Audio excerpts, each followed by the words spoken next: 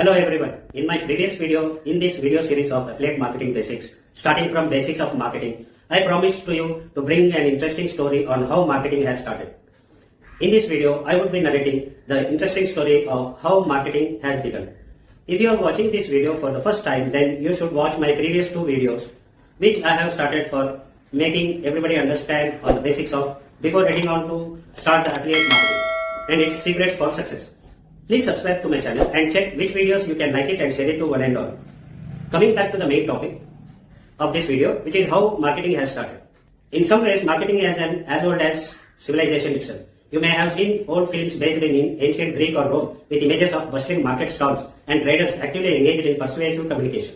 Of course, these traders would not have called their activities as marketing, and their activities may be seen for removed from some ordering airline tickets via website.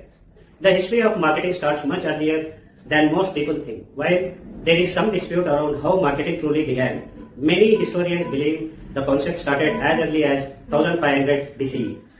Mesopotamia societies started mass production of goods that required quality control. Producers of goods would stamp their products with a signature mark, the earliest form of a logo, to signal to buyers who created the product they were purchasing. This mark worked as a reminder to early consumers that a specific product came from a specific vendor or merchant and that they could return to that vendor or merchant for other goods of equal quality. This continued to grow in importance as trading developed between different countries, societies in the coming decades. Fast forward to 1450 CE, when Johannes Gutenberg invented printing press and made it possible for the mass reproduction of these symbols, that is logos, on many forms of paper media. This invention was revolutionary in the world of marketing, as producers could now they relay their brand with the application of words on things other than just their products. They could also reach to a much larger audience through books, posters and papers. Thus the earliest form of print advertising was born. The introduction of magazines in the 1730s came from an Englishman named Edward Cave, who dubbed the word magazine from the Arabic word makazin, meaning storehouse. In order to create mass appeal for his publication, Cave decided to include a variety of readings that he believed the public would enjoy: essays, poems, stories and political musings. The idea of creating publication for mass public consumption created a need for information sharing, finding a solution to reach the largest amount of people within a single geographical location. This ignited the creation of billboard on street railways in around 1850 CE. The first recorded leasing of a billboard occurred in 1867, and soon a standardized corporation was created to harness the booming industry of billboards in America. These outdoor advertisements become a large outlet for companies, government and individuals to speak their mind during the World War I and World War II. This 1900s area of interruptive marketing started a trend that would last nearly around 100 years. Commonly recognized examples of this style of advertising including US Army recruitment via Uncle Sam and Rosie, the liberty designed to encourage women to join the industrial workforce. As more entities choose to voice their message throughout the Great Wars in America, more innovative forms of advertising outlets were created to meet the demand. One such innovation was radio advertising. The first paid radio ad hit airwaves in 1922. AT&T paid a total of $100 for a 10-minute advertising to promote Long Island apartments. By 1913, nearly 90% of all radio stations in the country were broadcasting radio ads. The 1940s, 50s and 60s were home to a simpler, more family-friendly style of TV advertising. One-size-fits-all adverts with catchy jingles were appealing to everyone. Brightly designed visuals were a magical experience in the golden age of color television. While TV ads are still popular today, they must share the spotlight with digital advertising. The concept of marketing that we now see has more to do with the developments during the Industrial Revolution of the 18th and 19th century. This was a period of rapid social change driven by technology and scientific innovation. One result was that for the first time the production of goods was separated from their consumption. Mass production, developing transport, infrastructure and growing mass media meant that producers needed to and could develop more sophisticated ways of managing the distribution of goods. The production orientation era for much of the Industrial Revolution goods were generally scarce, and producers could sell pretty much all that they could produce, as long as people could afford to buy them. Their focus was therefore on production and distribution at the lowest possible cost, and what marketing management that they was considering these issues, for example, reducing distribution costs, opening new markets, those kind of stuff. The sales orientation era from the start of 20th century to the period following the Second World War Although the development was interrupted by the wars, competitive grew and the focus of marketing turned to selling. Communications, advertising, and branding started to become more important as companies needed to sell the increasing outputs of production in an increasingly crowded market.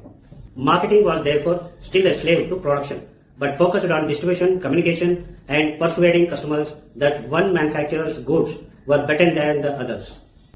The marketing orientation era from 1960s onwards, most markets have become saturated. The size of the market remains the same. This means that there is now intense competition for customers. The sophistication of marketing management has therefore developed into what we now see in a modern marketing department. Marketers are involved at a strategic level within the organization and therefore inform an organization about what should be produced, where it should be sold, how much should be charged for it, and how it should be communicated to consumers. Modern marketers research markets and consumers. They attempt to understand consumer needs and potential needs and allocate organizational resources approximately to meet these needs. Modern marketers are particularly interested in brands. They are also increasingly interested in ensuring that employees understand marketing, that is, that everyone within the organization involves themselves with marketing activities. So what might you take from this very briefing historical perspective? Please punch in your comments and do tell us, firstly, considering the marketing started as an inward-looking discipline, focusing on what the organization produced. Now marketing is outward-looking. It brings an understanding of markets and of consumers into the organization. Secondly, you might consider that the marketing you are familiar with today is in fact a very recent development. Marketing is still very new subject. You might also note that although we can talk about marketing orientation, many organizations, especially small and medium enterprises, act as though they are still in the period of production or sales orientation. In the absence of a good understanding of marketing, organization may still focus on production or sales. Thirdly, modern definition of marketing hides the fact that the development of modern marketing management has not been coordinated process. Origins in production and managing distribution mean that manufacturers have been quicker to adopt marketing practice than they say. The service sector include banks and much of the tourism industry. Finally, you might consider that marketing has changed rapidly over the century and it continues to change. The sorts of activities that you might be involved with at the end of your marketing career might be very different from the marketing we see today. As a professional marketer, you should be particularly sensitive to changes in the society, technology, and the world economy. If you are interested in the history, Zenith Media Timeline provides you a good overview of the major media developments that have influenced marketing. In my next video, we will see a detailed information on how and when the marketing has taken its present form and what were the influencing factors, which will be again a very interesting story to know. So I look forward to your comments with your feedback on if you have any specific query or questions that you want to ask or just want to give feedback on this video, followed by expressing your like and dislike on each of my video along subscribing to my channel. So until then, good luck and see you soon in my next video, which enables you to come across to each of my videos that I am going to post on YouTube. Before starting, the main topic of spending is projected to grow by over 10% in the next couple of years, which is a high trend for all among other